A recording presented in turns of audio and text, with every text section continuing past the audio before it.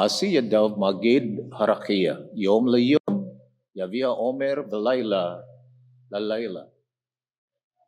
Vikave daat. For the conductor, a song of David.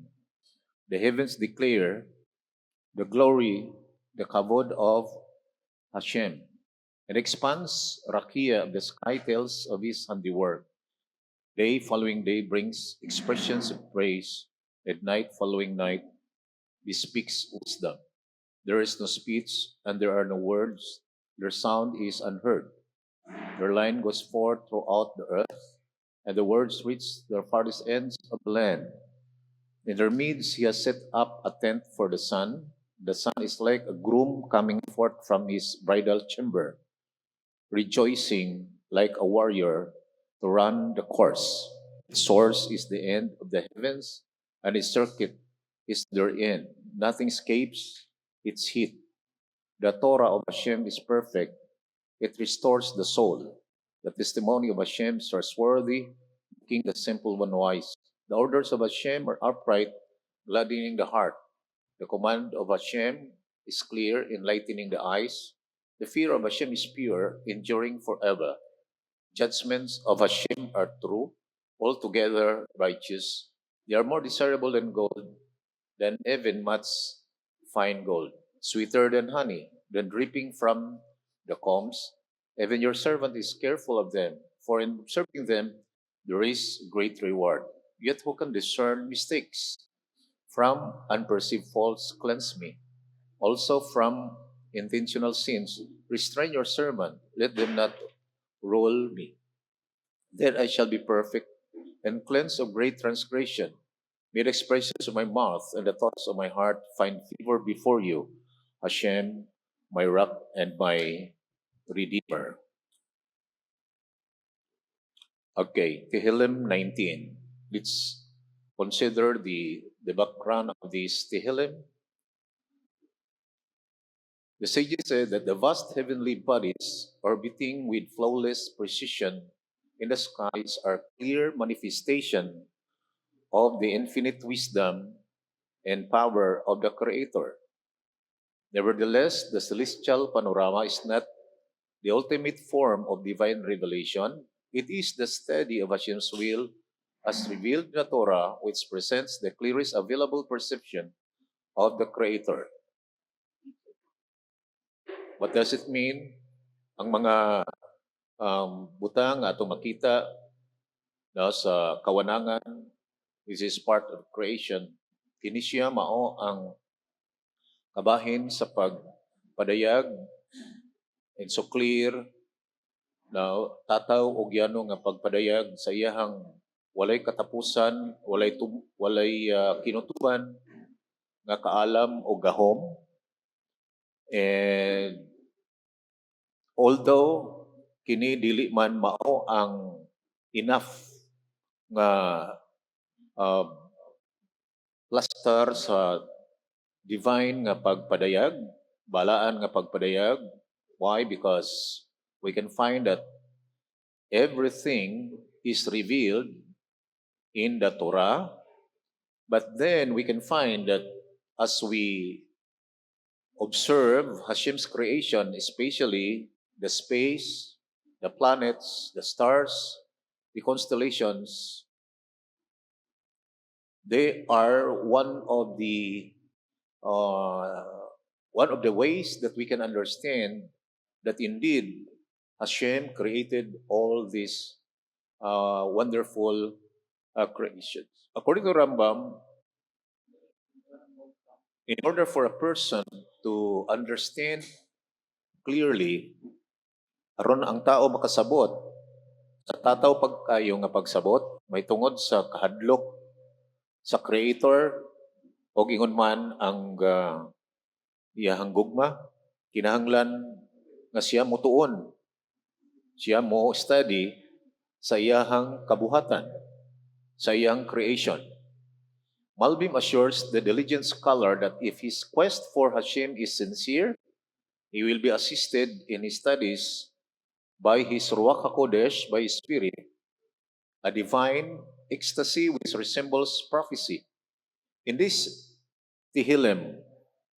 In this chapter, the psalmist proves in 6 ways that the comprehension of Hashem gained through Torah scholarship surpasses the perception gained through scientific research. Moreover, even the astronomical secrets of the heavens are unlocked before the Torah says. Okay, so we can find a complete revelation is found in the Torah alone. But then, as we study the Torah, we can find that the entire uh, perception about astronomical secrets in heavens be unlocked. Kini siya mabuksan pinaagi sa atong pagtuon sa Torah ang mga astronomical secrets. Shemuel Bar Abba said, I know the pathways of the skies as well as I know the streets of my own city. Ako nakasayod, matod pa ni Shemuel Bar Abba, ako familiar sa dalan sa amoang lugar. Ako pod familiar sa mga pathways sa mga kawanangan. Ni Hardia, did Shemuel fly up to the heavens to learn this? Miadto ba daw siya sa langit para nga masayod siya sa pathways of the skies? Rather, because he toiled incessantly in the study of Torah, and all of the wisdom of the skies was revealed to him. Because he studied, he learned the Torah, and that's why he learned the wisdom of the skies that was revealed to him.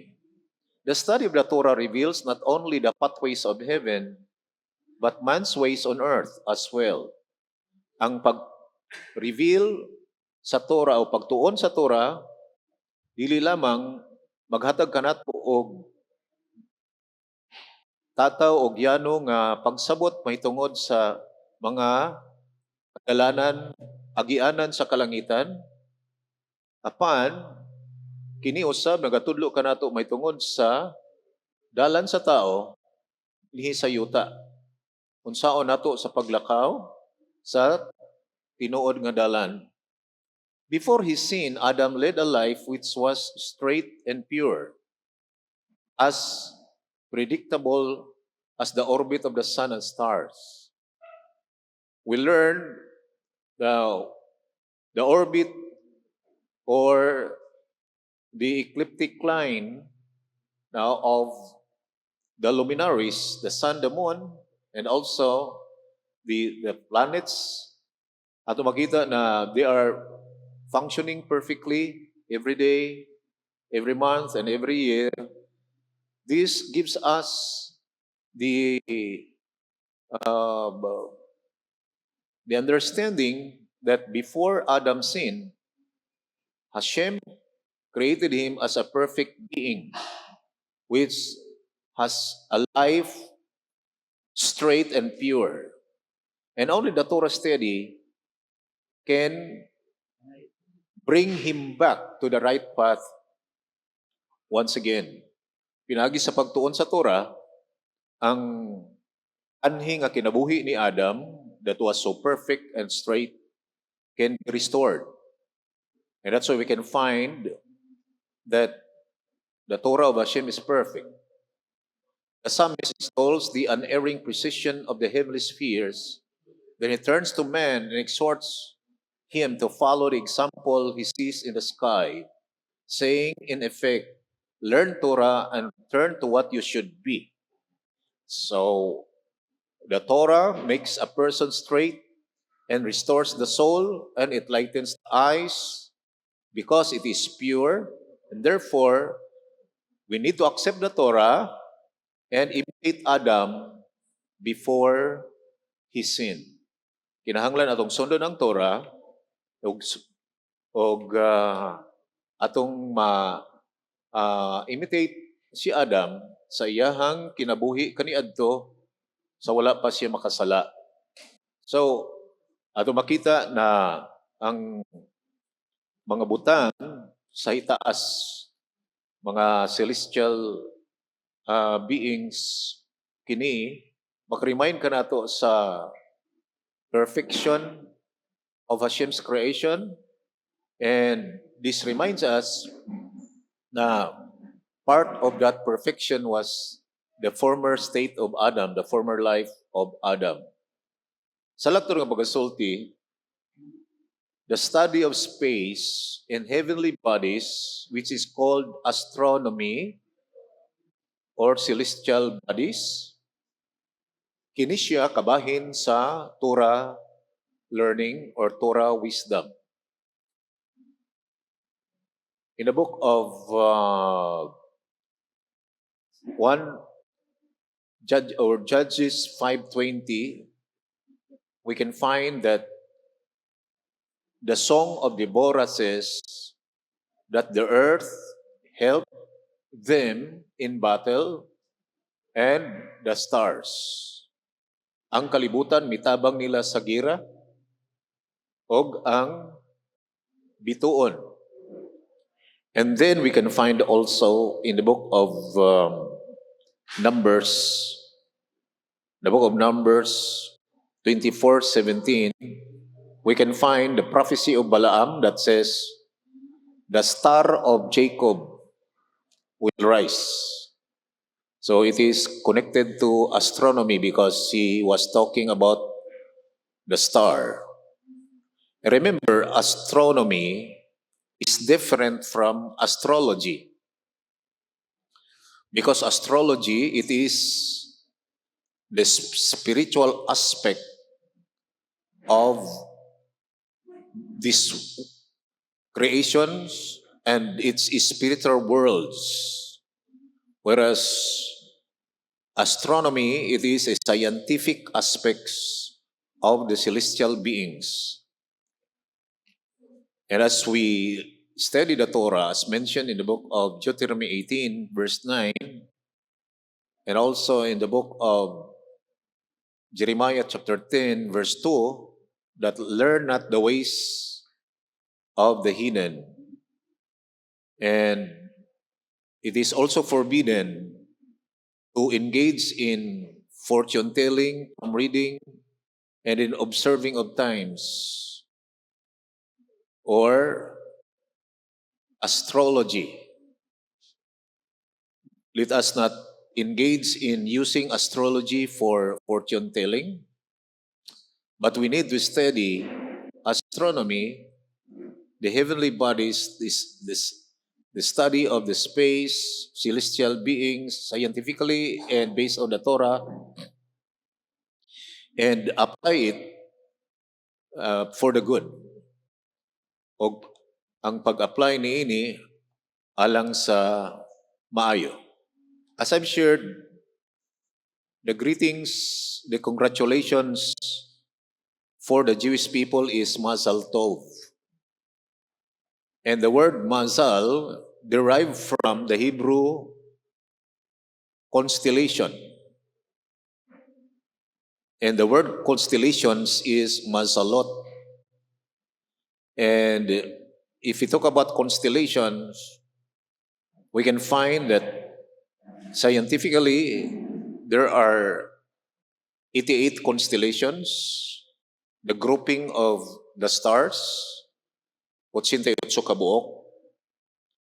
And we can find that 12 constellations occurring the whole year, every month, the whole year. O kung asa ang adlaw, now, ibabaw ana, mao ang group of stars according to its month. Sumala sa iyahang bulan. The word mazal derived from, it is just the same with the word nozel, that means flow. What does it mean? If you say mazal tov,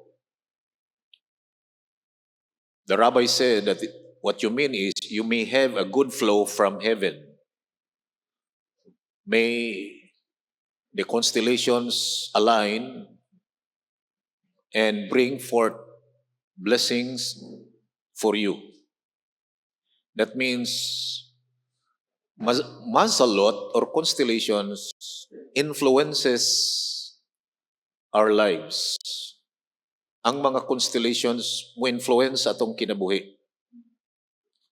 In a month, in a week, in a day, and in a time. And most commonly, sa higayon, oras, nga diin dunay mahimo nga maayong butang alang sa usa ka tawo. In the Torah, we can find that astrology has been mentioned. Psalms 19, that is the best Tehillim talk about astrology. And we can find that the term rakia, which is translated as sky, the spans of the sky. In Hebrew, it says rakia, and the term rakia means the space. And if you talk about space, we can find there are constellations of stars, and they are grouped into 88 groups. And we can find also that in the book of Isaiah that Hashem called the stars by name. Iyahang tawag ang bituon sa pangalan. And then there is a rabbi that made a permutation of the entire alphabet. Ang sekreto daw maihap nimo ang bituon, pinaagi daw sa 22 alphabet. Once makombined ang alphabet, now, tungod kay gingalanan ni Hashem ang bituon, that means iyang gigamit ang 22 alphabet para pagtawag silang ngalan. So kung imuha daw i-arrange ang alphabet, for example, Aleph and Bet, that is Ab or Va or Be or Bo, then you can find na it is one of the names of the stars. And if you combine Aleph with Gimel, and it is one of the names of the stars. And then combining them all, and you will find the secret how many stars.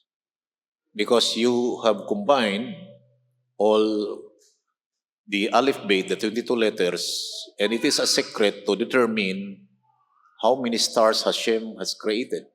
Wow. And only the Torah wisdom can tell. Yes, of course, you cannot count the stars visibly or by way of telescope. Although, in the time of Aristotle, he tried to count. But then remember, now we can only see 6% of Hashem's creations. 6% lang, and we cannot see the 94. But then based on the Torah, we can find that all the secrets are revealed. Kining ang mga sekreto na revealed. Okay? And the more we study astrology, the more we study the space, the more we know that the Torah indeed is perfect. The more we love the Torah, and the more we fear Hashem. That's what Rambam said, that as you study Hashem's creation, the first thing that you will feel is the awe the fear, the awesome fear.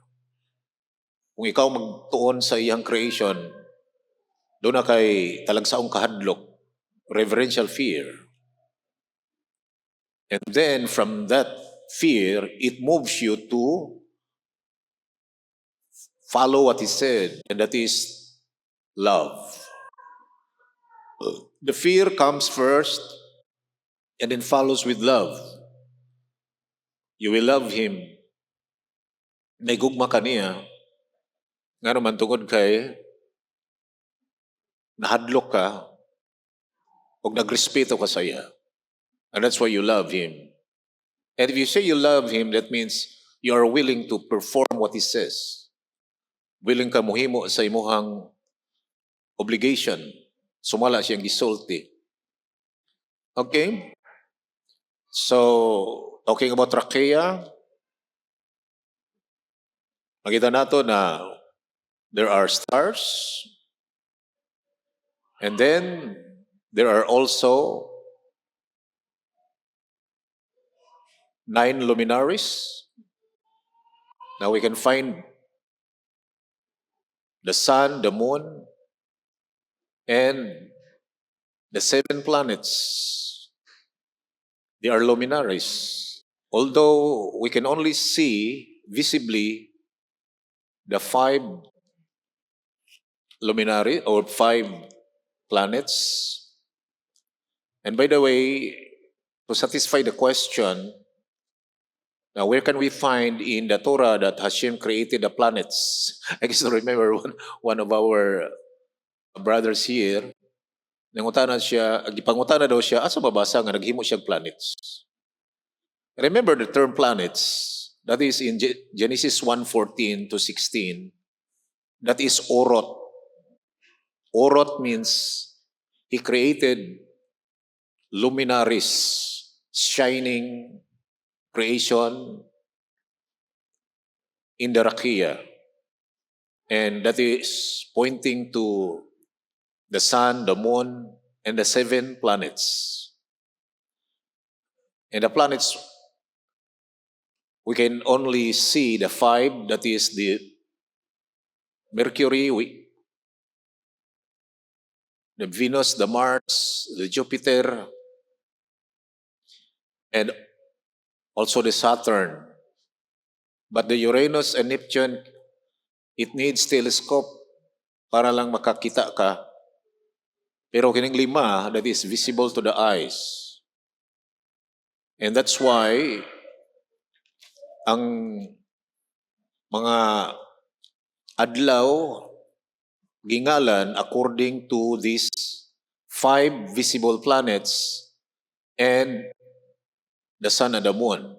That's why there is Sunday pointing to the sun, and then Monday is pointing to the moon, and then Saturday is pointing to Saturn, and then the Tuesday is pointing to Mars, 2, and that's why we call it Martes, because that is Mars. And then Wednesday pointing to Mercury, and that's why Mercury in Hebrew is Merkules. That's why we have the Merkules. And then Jueves is Jueve, that is Jupiter. Okay? And then Friday, Freaks Day, that is Venus. Because that is the most shining among all the planets. Pinakahayag, and that is Venus. Okay? So we can find the 5, and then the sun and the moon, the 5 planets and the sun of the moon, and that makes 7. O mahinungdan nga ang ato ang mga adlaw connected nining 7. O muhatag nato og challenge to learn. Now, nga naman nga gi-connect nila ana. Okay? Atong gidiskussan sa nangagi na nganong naa may eclipse? Nganong doon na may pag cover, especially sa adlaw, solar eclipse, total eclipse, nga unta, ang adlaw is 400 times larger than the moon.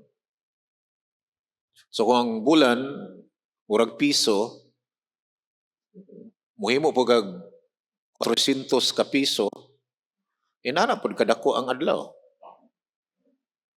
Pero nga naman nga tanaw na to ang bulan o ang adlaw, parehas man sila murag piso. Parehas siya kadako. Tungod kay ang adlaw 400 times farther than the moon. That means the moon is closer to the earth. O ang distance sa moon padulong sa kalibutan pilo-piloon o 400 maupod kalayo ang adlaw. And that's why there were times nga mag-align sila. O pag-align nila, although dako kayong adlaw, pwede siya matabunan totally tungod sa distance. Kung may nungdan nga dunay total solar eclipse. Tungod kay ang bulan nagatuyok siya sa kalibutan niya, ang kalibutan po nagarotate.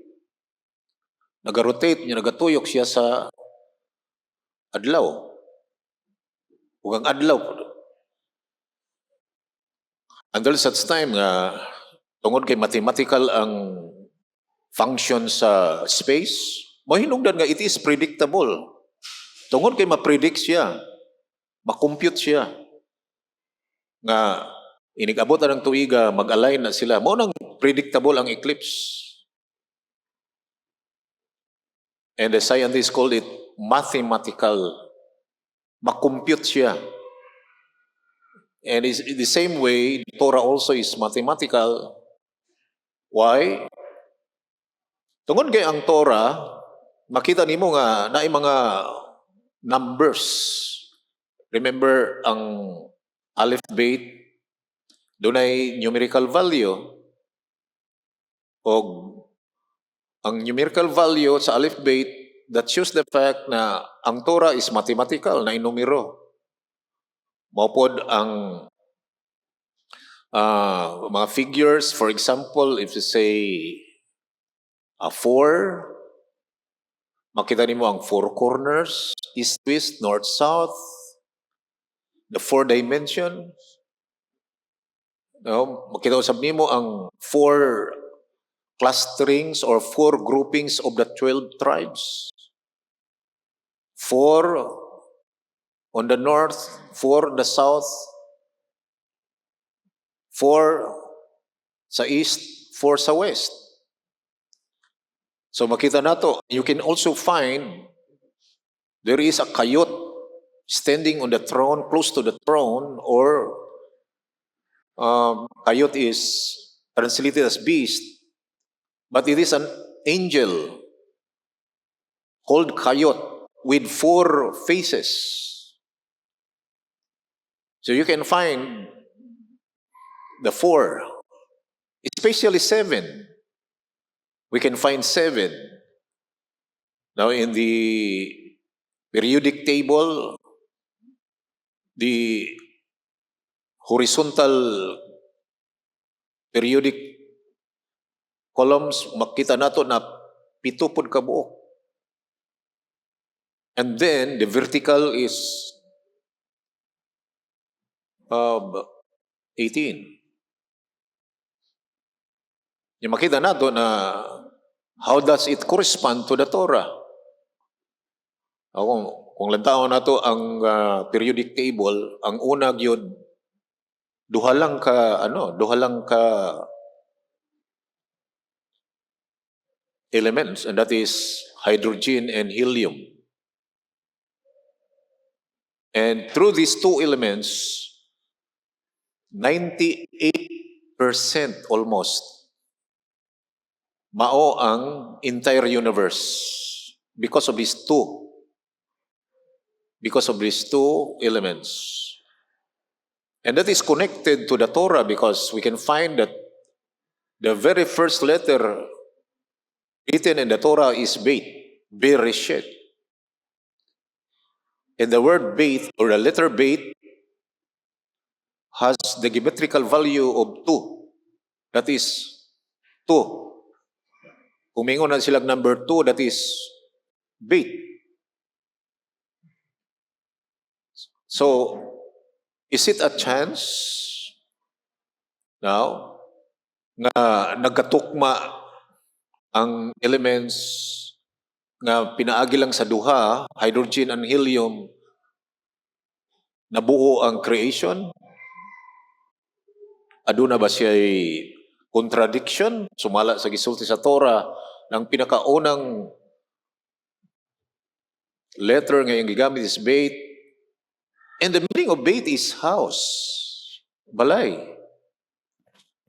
And we can find that it points to the entire creation, which is the house of Hashem. Mao ang iyahang panimalay. Okay? So, Tehillim 19, makita nato na kini siya nga text gisulati King David as an appreciation of Hashem's perfect universe, just to remind each one that Adam in his first state was a part of that perfection.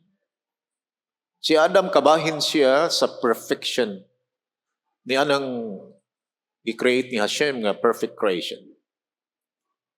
Okay. In verse 2, we can find the heavens declare the glory of Hashem. Hashamayim misafirim kivud el. There are questions that says, are the heavens capable of speech? Musulti ba daw ang langit? We can find doon ay idioms bisan sa mga Bisaya. No? Ang langit ang nagsulti. Ang langit ang nagbuot. Something like that. But the question is, are the heavens capable of speech? The answer is no. But they can stimulate men to articulate the praises of Hashem. Dili daw musulti ang langit sa imo. Ang bituon dili pa daw musulti sa imo.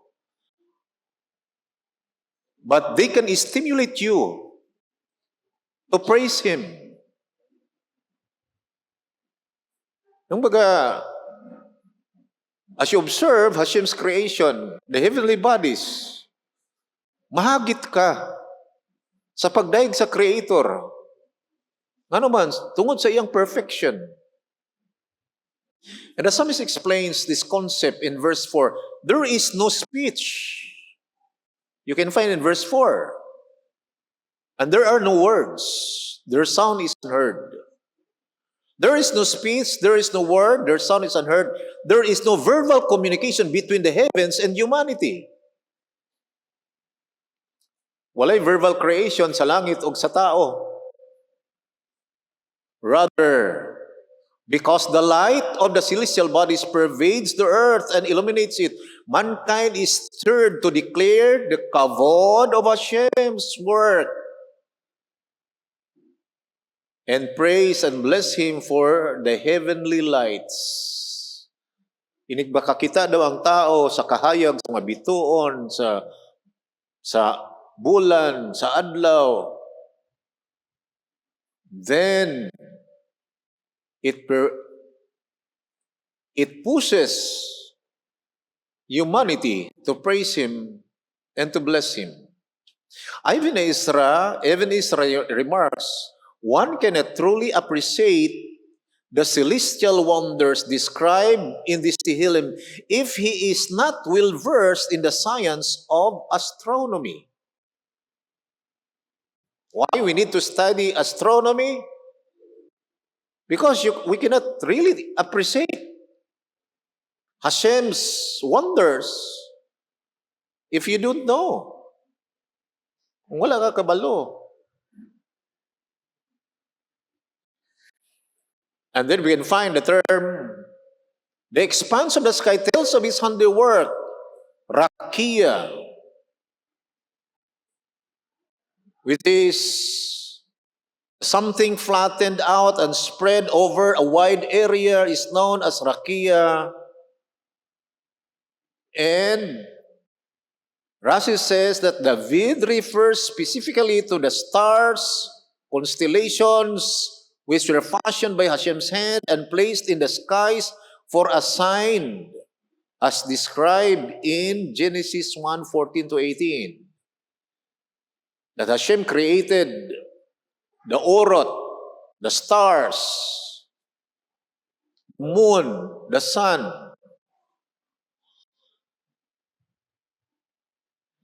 According to Rambam in Hilkot Yisodei HaTorah, chapter 3:9,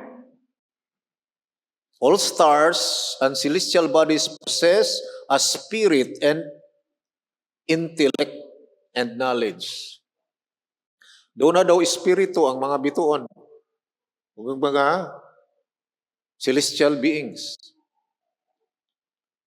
Doon na po daw intellect, doon ay pagpanabot, o doon na daw knowledge, nakasabot daw sila sa ilahang function, sa purpose nga nung i-create sila. Kung nakasabot sila, nga doon ay nag-create nila. And they are alive. Buhi sila. They are not dead. Buhi ang adlaw, buhi ang bulan, buhi ang bituon. And they exist with a comprehension of He who spoke and brought the worlds to be.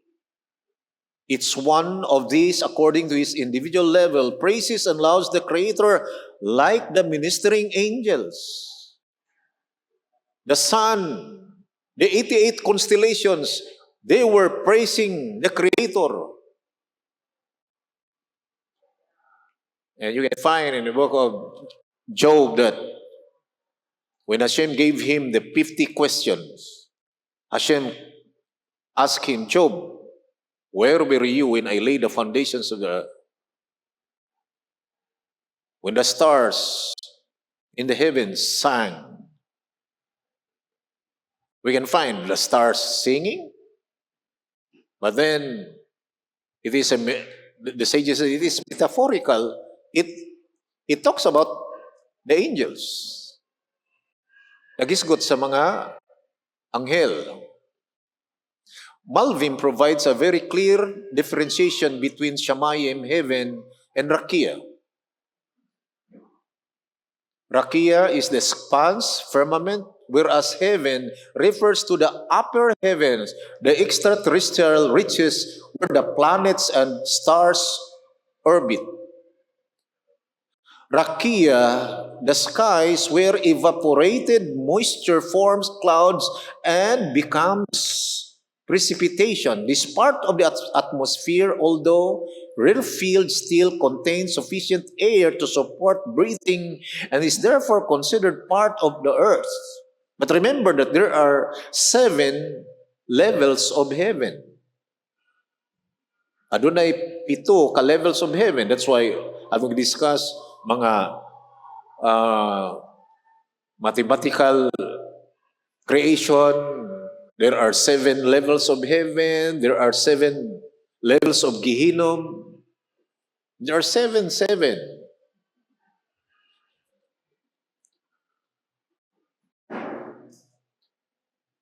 And then, he who scrutinizes the wonders of the precipitation cycle, which supports all life systems at every moment, is convinced of Hashem's providential and constantly renewed control over every aspect of life.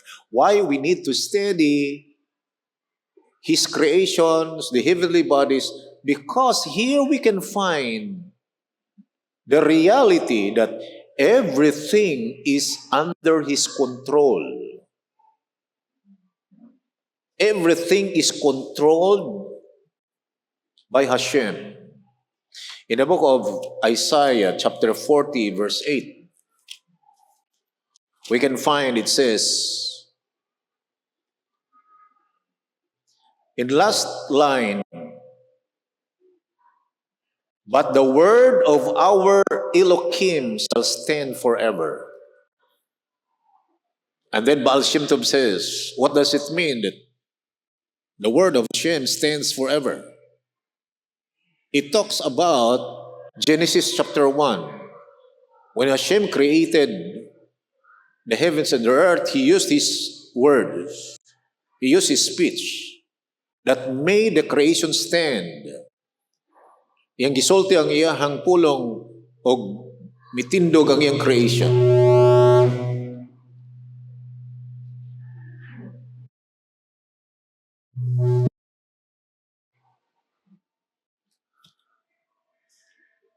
And according to Baal Shem Tov, that means every letter, when he spoke, it connects to each one that made the whole world stand. That Hashem forbid, palayo lang, if one of them falls, then the entire creation collapses. That means the Aleph to Tav, Aleph, Beit, Gimel, Dalet, Hey, Vav, Zayin, Het, they are connecting to each one to let this world stand. And if one of these letters collapse, Kalela, then the whole world will also collapse. Because the only thing that made this creation stand is His word.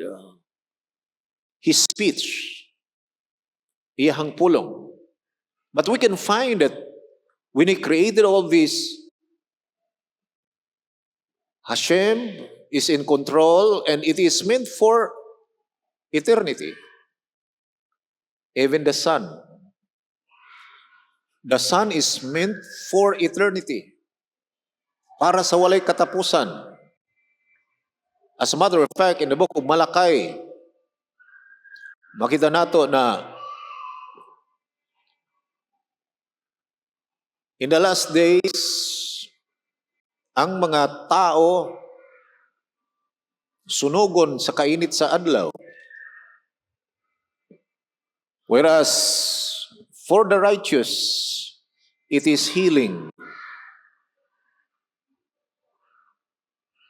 Maglagiting ang kainit in the last days. O ang tao nga wicked, maot-ot siya sa kainit sa adlaw. Samtang ang mga righteous, ang kainit sa adlaw becomes healing to them. Mahimong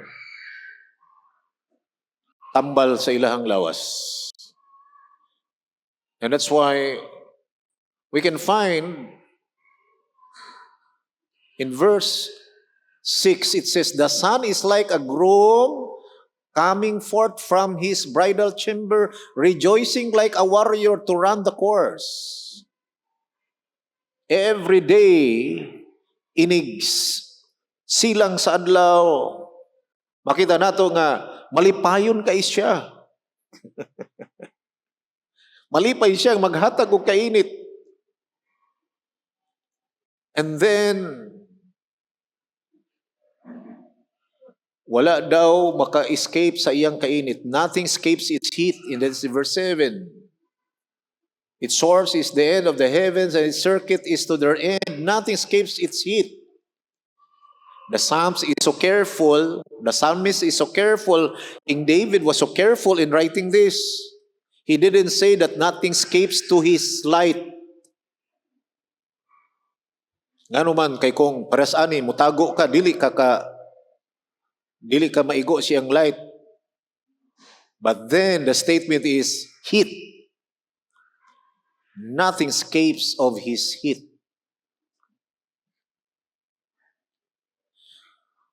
The Roman Emperor Antoninus came to Rabbi Yehuda Hanasi in blessed memory and asked him to pray for him. Yehuda Hanasi responded, kabalo mga Diyo, basta paampuon na sila kinana, isa lang nakalinya ilang ampo. And here is his prayer. May you be saved from the bitter cold. Hinaot maluwas ka sa mapait nga kabugnaw. I just know, unsay buot pasabot, Rabbi Yehuda Nasi. Antoninus responded, worthless prayer. Way pulos imong prayer. I'll just put on another warm garment and the cold will have no effect. Magsulob lang ko og jacket nga init, so wala di epekto ng cold. And Rabbi Yehuda prayed again. So, may you be spared from the scorching heat which burns the earth. Hinaot nga, maluwas ka sa naglagiti nga kainit, nga maoy muot-ot sa kalibutan. Hinaot maluwas ka, ana. Why? Because it is said in the book of Malachi na there will come a time nga ang mga dautan ut-uton sa kainit sa adlaw. But healing to the righteous people. Okay? So we can find the wonders of Hashem's creation. And one of the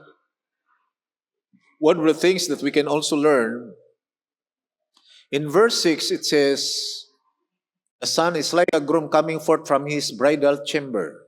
And the word chamber here is ohel, that is tent. Nganong ang adlaw na adaw tent, murag nag-shield. Dili ba ang science nag-ingon nga kung walay ozone layer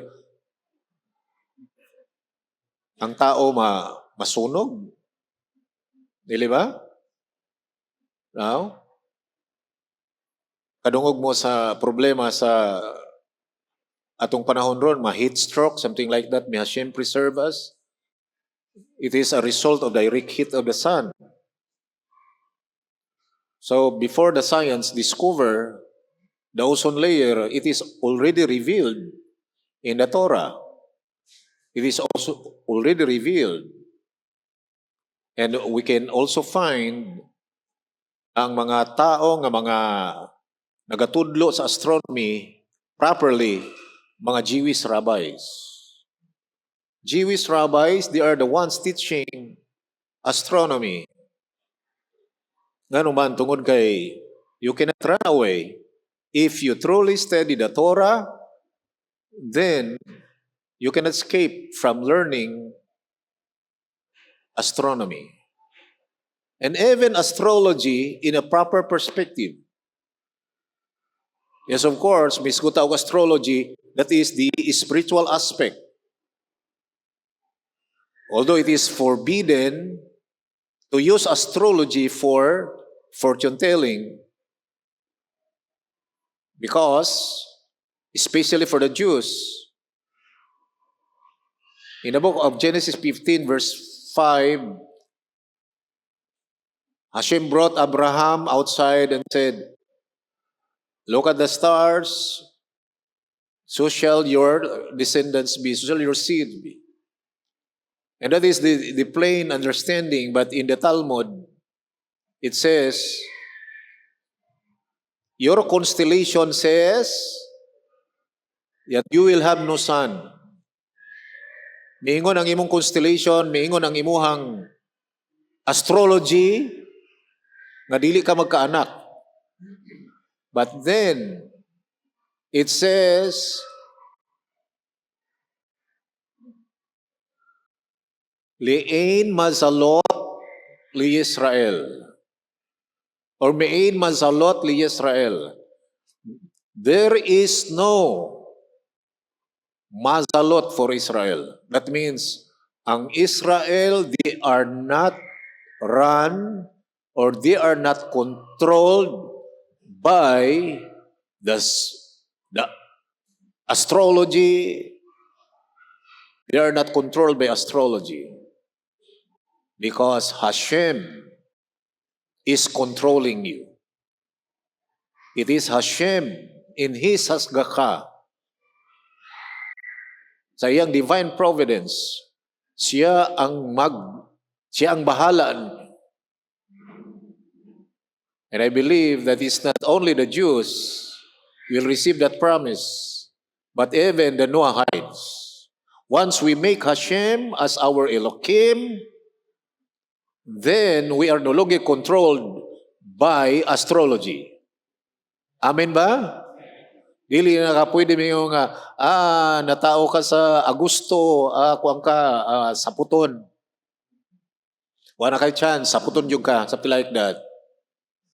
Now, we are not directed by that. Why? Because Hashem is the one who takes control. Ang tanan kontrolado niya. Ang tanan kontrolado niya. Huwag mo hinungdan na ang mga tao dapat mo-serve kay Hashem. Huwag dili lamang magsigig silip-silip sa mabituon. We need to look at the one who created the constellations. Kinahanglan mo tanaw ta sa nag-create sa constellations. And there is no other than Hashem. Siya lamang o wala na ilain pa. Mga tao nga magtuon sa Torah, the more siya nga mapaduol kay Hashem, the more siya magkakadlok ni Hashem, the more siya nga mahigugma kay Hashem, mutuman siyang mitzvot. Nga naman tungod kay ang mga luminaries creation ni Hashem, maway mo push niya para mo serve sa iya, mo daig sa iya, mo awit sa iya. Kung sa ito atong linya nga nasabtan itong agi, if someone experience a miracle and burst into song, then he will be assured of forgiveness and he is born anew. Ang tao nga diin naka-experience of miracle, makaibulong ang butang and burst into song, muawit siya sa kalipay, sa pagmaya, sa kahibulungang butang ang gihimo ni Hashem, then he will be assured of his forgiveness and he is born anew. Mo-born again siya. Mo tinud nga born again. May mugso siya as if anew. Why? Tungod kay dunay assurance sa kapasayloan. Because he prays Hashem. He sings to Hashem. Nag-awit siya. Remember what King David said.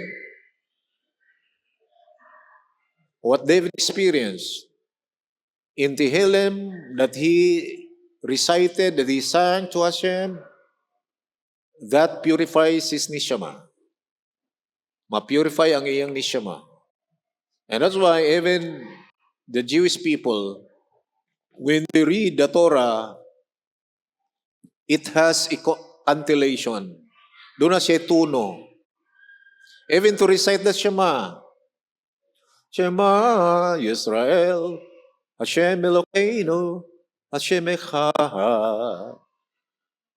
V'ahavta eth Adonai Elohecha, v'kol levavka, v'kol nafshika, v'kol meodeka, v'haya. It's just a simple line, but then it has a note, and it becomes a song. That means, even sa mga simple nga mga linya, ay tono, it is counted as song before Hashem. O once, yun ana ang karakter sa tao, we can be assured of forgiveness and we will born anew. Mabago ka. Mabiyaan mo ang daan. And the new things have come. Toda Rabba, Yom Shvi'i Hagadol Shalom. Okay, this is the great Yom Shivi. For the Jews, the great Shabbat. The Jewish people today would greet Shabbat Hagadol Shalom. Why this is Shabbat Hagadol? Because this week we'll be observing, we'll be celebrating the redemption with a picture of final redemption. Okay, to the Rama.